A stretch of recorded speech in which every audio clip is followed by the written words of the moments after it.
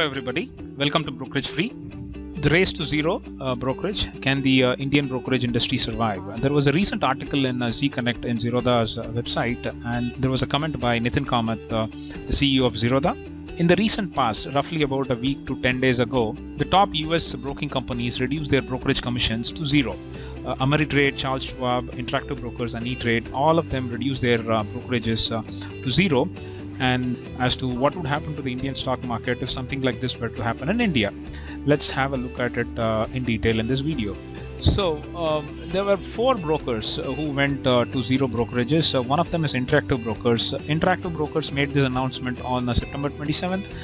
Their revenue is roughly about $1.9 billion, and the second one to go was Ameritrade, and Ameritrade has a revenue of about $5.45 billion, and the loss that they incurred because of reducing the brokerages to zero is approximately about 15%, and they did this announcement on October 2nd.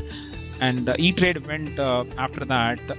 They made the announcement on October 2nd as well, and their revenues are roughly about $1.9 billion, and their loss in revenue because of reducing this brokerage is about 11%. The fourth one to go was Charles Schwab, and they are a much bigger broker, and their revenues are estimated to be about a little more than $10 billion, and their loss in revenue because of this is estimated to be about 7 to 8%. So why have all these companies moved from charging brokerage from all those trades from their customers to making it zero? It is all because of a company called Robinhood, which was started in the US in 2013 by 2 guys. One of them by name Baiju Bhatt, and who's of Indian origin, and the other one is Vladimir Tenev, who's of Russian origin.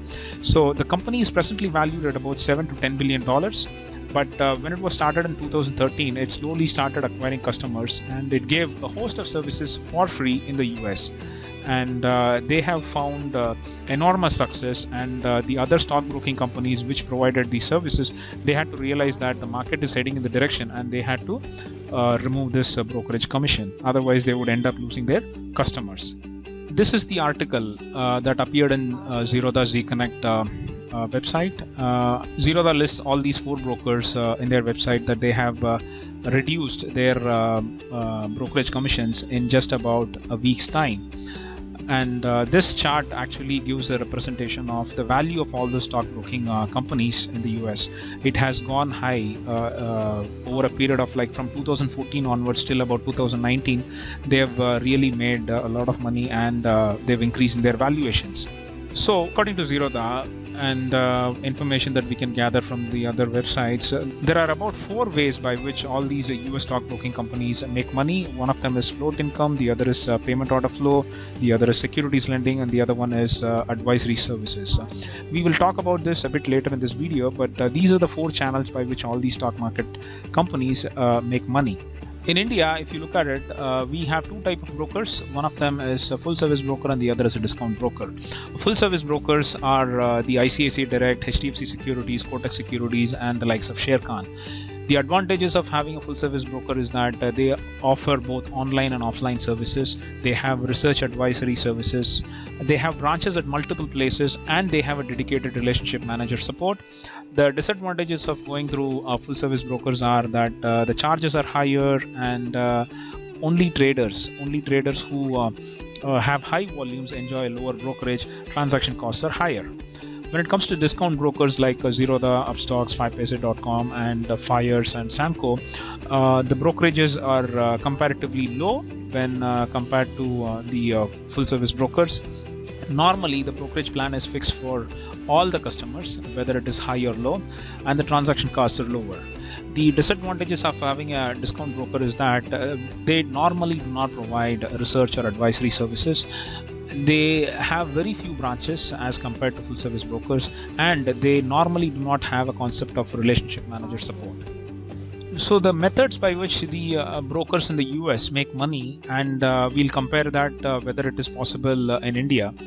Float income is nothing but the deposits from customers. They will generate interest, and that interest is income for the brokers. That is possible in the US. However, in India, SEBI recently made this rule that the brokers have to refund the customers' money to their bank accounts every 3 months. So because of which, customers who have deposited their money in their stockbroker accounts, they will get their money once every 3 months, and only if they are actually trading, they will actually transfer the money back to the customer. So revenue that might come out of interest deposited from customers' money for Indian brokers is comparatively lesser as to the brokers in the US. There is something called payment order flow in the US. So whenever somebody places an order, that order is routed through different agencies, and all these agencies make money, and that is also a source of revenue for the broker. In India, when we place an order through one of our broker terminals, the order through the terminal directly hits the any of the Indian stock exchanges, NSE or BSE, and it gets executed. We do not have a concept of third-party agencies which take care of the order and ensure that it is executed. So there is no revenue flow in this particular channel.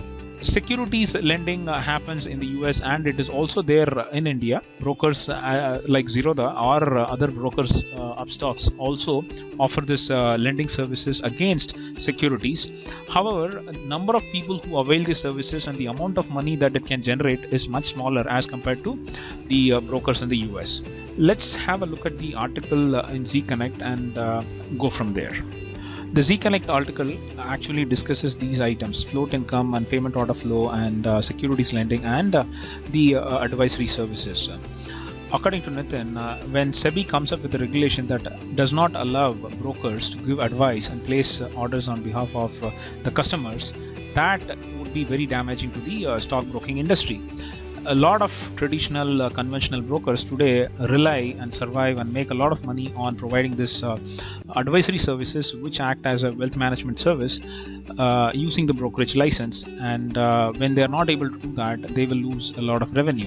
So this is the article from the website rakeshjhunjhunwala.in. This is a fan website of Rakesh Jhunjhunwala. This is not endorsed by Rakesh Jhunjhunwala. So this website has a lot of details about what is happening with this change in brokerages in the US. So Nitin feels that it will be a disaster for the Indian broking industry if all of them move to a zero broking model. The US brokerages, approximately they've lost about 15 billion in market capitalization. So all these companies, they've lost value in their share prices. These are the tweets that you see from Interactive Brokers, Ameritrade, and for E-Trade, and for Charles Schwab. So in about a week to 10 days times, all these stock brokers in the US, they have reduced and eliminated their brokerage fees for trades. So this is the tweet by Nitin on this very topic. Something like this happening in the Indian stock broking industry will actually be very damaging and significantly reduce revenues for brokers who rely on advisory services. There are roughly about 500 retail brokerage firms in India, and more than 3 or 4 stock broking companies were to offer zero cost broking, then it would be very difficult for the rest of the brokers who rely on conventional services, advisory services.